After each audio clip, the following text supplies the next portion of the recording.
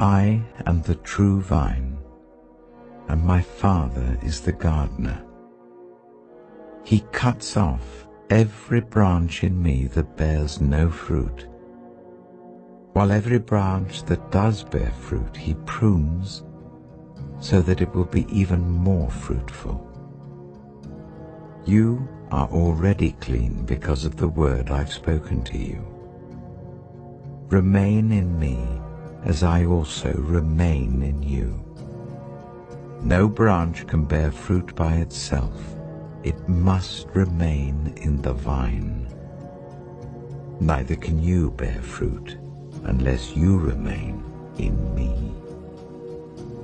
I am the vine. You are the branches. If you remain in me and I in you, you will bear much fruit. Apart from me, you can do nothing. If you do not remain in me, you are like a branch that is thrown away and withers. Such branches are picked up, thrown into the fire, and burned.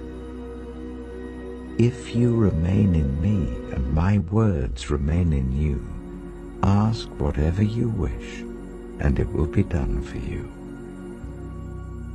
This is to my Father's glory, that you bear much fruit, showing yourselves to be my disciples.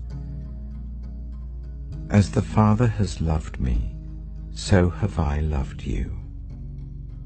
Now remain in my love. If you keep my commands, you will remain in my love, just as I have kept my Father's commands and remain in his love.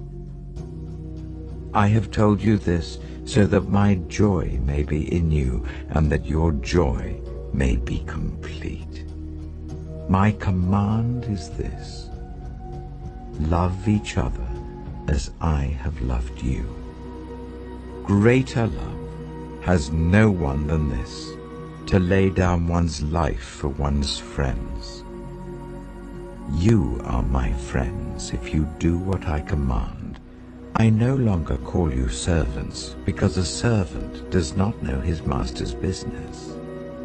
Instead, I have called you friends, for everything that I learned from my Father I have made known to you.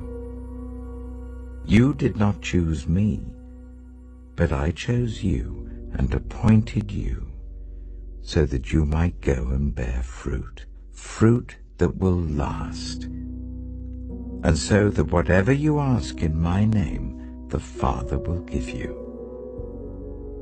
This is my command: love each other. If the world hates you, keep in mind that it hated me first. If you belonged to the world, it would love you as its own. As it is, you do not belong to the world, but I have chosen you out of the world. That is why the world hates you. Remember what I told you: a servant is not greater than his master. If they persecuted me, they will persecute you also.